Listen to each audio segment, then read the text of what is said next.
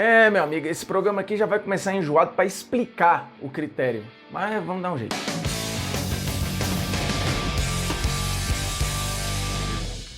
Fala moçada, beleza? Polêmicas vazias na área, convidando você a se inscrever no canal, tocar na notificação, deixar o seu like, seu dislike, comentar o conteúdo e compartilhar o conteúdo nos seus grupinhos de WhatsApp. Essa polêmica é boa, absolutamente vazia, e é engraçado porque talvez tenham caras que entrem aqui, mas não entrem num cenário geral, caras que ficaram de fora aqui, mas que entram, por exemplo, na minha seleção de todos os tempos. Então você vai entender qual é aqui a desse programa, porque a sugestão do Homem Largo, sim, essa sugestão veio da produção. A gente tem um grupinho do WhatsApp ali que fica nosso bloquinho de notas, o arquivo, né, pra gente ir pescando dicas de vez em quando. E aí ele falou, cara, vamos do melhor jogador de cada década, de 80 pra cá. Eu falei, isso aí vai dar rolo, porque a galera às vezes fica na dúvida, né, de década, quando é que começa, quando é que termina. Uma coisa são os anos 80, uma coisa é a década de 80, porque, por exemplo, a década de 80, ela começa no duro, em 81 e vai até 90. Isso é a década de 80, por exemplo. A década de 90, ela começa em 91 e vai até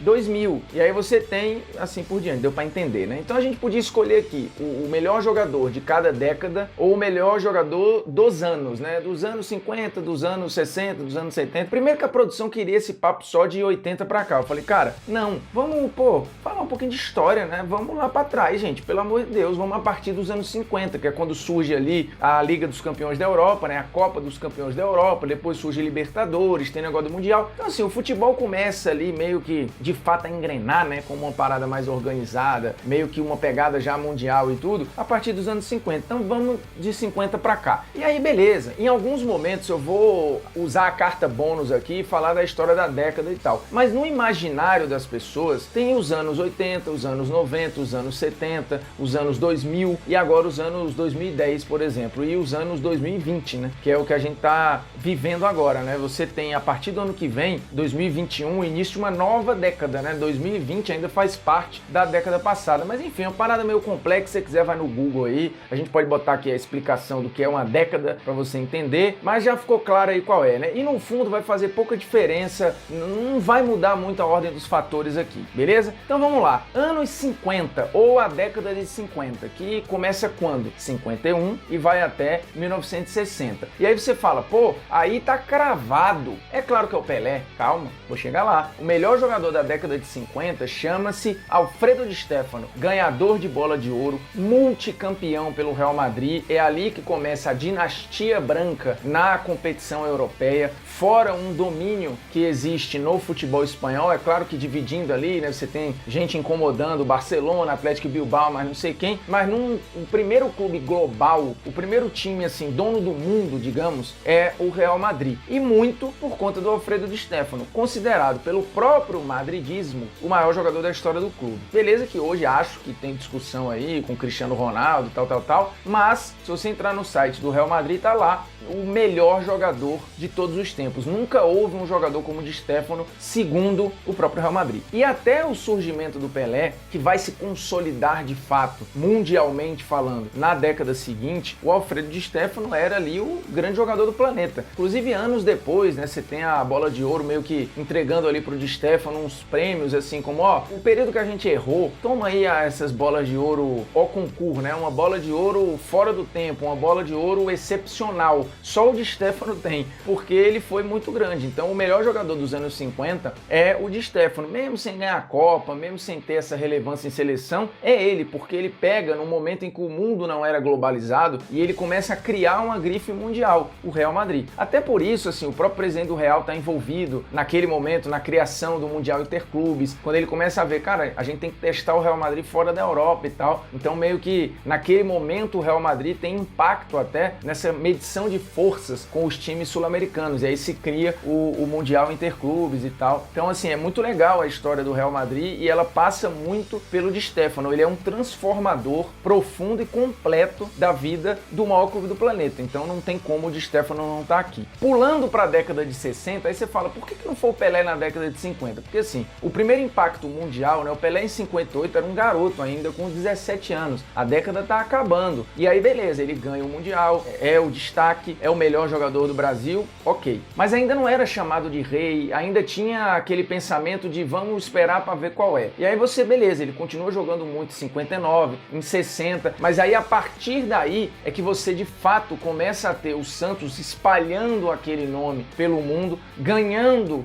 2 vezes a Libertadores, sendo campeão do mundo a ponto de depois fazer amistosos com o próprio Real Madrid, contra a Juventus, contra um monte de gente, fazendo excursões para a Europa. Esse nome do Santos e automaticamente o nome do Pelé, eles vão se espalhar mesmo a partir da década de 60. E aí você já tem um Pelé chegando com outro status na Copa de 62. É verdade que ele se machuca, o Brasil é campeão muito por causa do Garrincha. Ele chega com um outro status na Copa de 66, aí como o dono do trono e tudo, tanto que é dito que o Eusébio recupera o posto, né? Porque o posto era do Pelé e o Eusébio pega ali o posto momentaneamente de melhor jogador do mundo, concorrendo a prêmio de melhor jogador do mundo pela Bola de Ouro naquele ano e tal. E você tem a Copa de 70, que sim, ainda faz parte da década de 60, sendo a grande Copa do Pelé. E uma das grandes atuações individuais na história das Copas. As pessoas falam muito aí do Maradona em 86, do Romário em 94, do Garrincha em 62, mas o Pelé faz uma Copa brilhante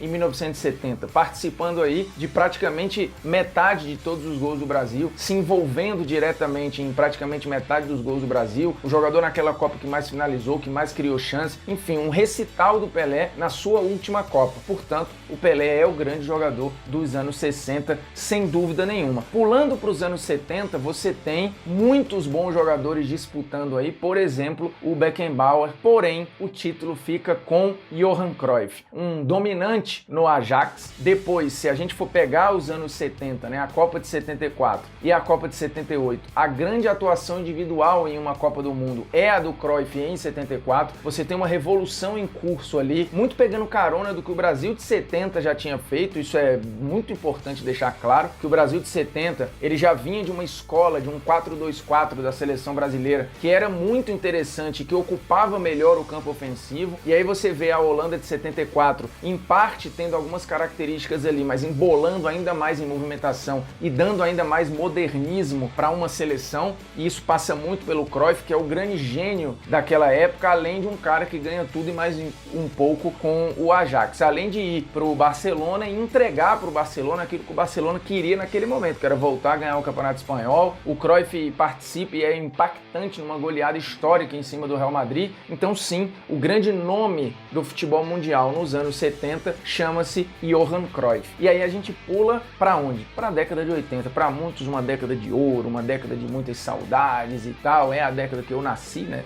Eu nasci em 1982, mas o grande nome dessa década, apesar de não ter nenhuma bola de ouro, porque a época não podia se entregar a bola de ouro para quem não era europeu, chama-se Diego Armando Maradona. O grande dominante da bola de ouro nos anos 80 foi o Platini, que também jogou o campeonato italiano, onde estava o Maradona. E todo mundo sabia que o Maradona era o melhor jogador do campeonato italiano, apesar do Platini ter ganho 3 bolas de ouro. Mas o Platini ganhou as 3 bolas de ouro porque o Maradona não podia levar, porque muito provavelmente pelo menos 2 dessas 3 bolas de ouro seriam do Maradona fácil. E se a gente for olhar as temporadas do Maradona, tanto 86 não ia ter discussão, é claro que ia ser do Maradona, e você pega ali mais 2, 3 anos com o Napoli, muito provavelmente ele também levaria. Então a gente já tá falando aqui de um Maradona com 3, talvez 4 bolas de ouro. Então acho que não tem muita discussão que o grande jogador da década de 80 é o Maradona. Inclusive é o cara que ele, pós-Pelé, é o primeiro a levantar essa discussão, né? Será que a gente tem um novo rei? Será que a gente tem um novo Pelé? Será que dá para debater ou não? E aí fica essa discussão que se arrastou durante muito tempo. Mas o grande jogador da década de 80 eu acho que é fácil. Vamos aos anos 90 e aí vai ter treta. Por quê? Porque a disputa vai ficar entre Romário e Ronaldo. E aí você fala, pô, mas como assim, cara? O Romário ganhou a Copa de 94, como é que pode? O Ronaldo é um jogador dos anos 2000. Tem uma grande discussão aí, porque o Ronaldo surge em 93 e ele vai se machucar em 99. Então ele praticamente joga a década inteira,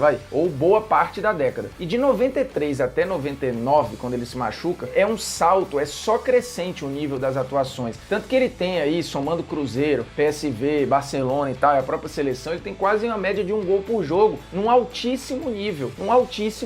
Tanto que ele é convocado quase que uma criança para a Copa de 94, é verdade que ele não joga, mas tá lá. E depois depois ele é o melhor jogador da Copa de 98. Você pode até discordar, mas é o que foi eleito. E aí, beleza, dizem até hoje que o Brasil não ganhou aquela Copa porque o Ronaldo teve o que teve, a história da convulsão e tal, mas ele chegou voando na Copa, ele faz uma grande Copa para quem chega como o melhor jogador do mundo. Na década, ele ganha 2 prêmios de melhor do mundo, ele é avassalador no Barcelona, inclusive eu já fiz polêmicas vazias sobre isso, sim, ele no Barcelona jogou mais que o Romário, no PSV ele joga uma barbaridade ainda mais novo, você pode até achar que nos anos 80 o Romário jogou mais no PSV, pode até ter sido, mas ele já era bem mais experiente, o Ronaldo era um garoto e repetiu praticamente os mesmos passos do Romário no PSV. Ele vai para a Inter de Milão e aí nem se fala, 97 é o grande ano talvez da vida do Ronaldo Fenômeno, e chega em 98 com todas as expectativas e os holofotes e faz sim uma grande Copa do Mundo até o episódio da final. E aí em 99 vem a lesão, depois uma sequência, ele vai entrar os anos 2000 se recuperando de lesão, enfim. Então a gente tem um Ronaldo aí 2 vezes melhor jogador do mundo, o Romário foi uma vez e foi muito por conta da Copa, depois ele escolhe voltar para o Brasil e aí é um preço que se paga porque ele fica boa parte da década de 90 no Brasil, né? Ele vem em 95 pro Brasil, fica um tempão aqui no Flamengo, aí depois vai, dá uma namorada ali com o Valência, volta e tal. Então praticamente enquanto o Ronaldo estava jogando num alto nível pelo Barcelona e pela Inter de Milão, o Romário escolheu estar jogando no Campeonato Carioca e tal, beleza, fazendo e aprontando em Mercosul, jogando bem no Flamengo, jogando bem no Brasileiro e tal, mas assim, num nível muito abaixo. E apesar da Copa de 94, que é uma grande atuação individual do Romário, eu acho que seria injusto considerar o Romário o melhor nome dos anos 90 quando você tem o Ronaldo ali também nos seus melhores dias. E eu já comparei aqui como jogador, eu acho o Ronaldo melhor que o Romário. Então se eles estão num nível muito próximo ali, para mim vai dar sempre o Ronaldo. Isso sem contar que é nesse período que o Ronaldo inicia uma revolução no marketing esportivo, né? Com a entrada forte da Nike no futebol, muito por causa ou usando o Ronaldo Fenômeno. Então ele é um símbolo muito forte do futebol dos anos 90 para o mundo, não só para o brasileiro. E aí chegamos aos anos 2000, né? Ou seja, a gente vai conversar aqui a partir de 2001 e tem disputas bem interessantes. O próprio Ronaldo poderia estar aqui, o Zidane está nessa discussão e obviamente Ronaldinho Gaúcho, que é quem leva este prêmio. Engraçado, o Ronaldinho Gaúcho, por exemplo, não está na minha seleção de todos os tempos. Num todo, eu tenho jogadores que eu acho melhores que o Ronaldinho Gaúcho, já fiz essa discussão várias vezes, mas ele foi o grande jogador dessa primeira década do século XXI. Ele é o cara que no futebol extremamente moderno, ele entrega muita ludicidade e conquistas, porque ele transforma a vida do Barcelona, ele ganha Campeonato Espanhol, ele ganha Champions League, ele ganha uma Copa do Mundo em 2002, sendo muito importante, apesar de não ser o protagonista, ganha os seus prêmios de melhor do mundo, ganha uma bola de ouro, e não 2, né? Ele ganha 2 prêmios de melhor do mundo, mas ganha só uma bola de ouro, porque antes disso ele tinha perdido para o Shevchenko. É uma década que tem disputa, né? Tem o Shevchenko, o Thierry Henry, e por que não o Zidane? Porque o Zidane, ele acaba que grandes feitos do Zidane na Juventus e na seleção francesa são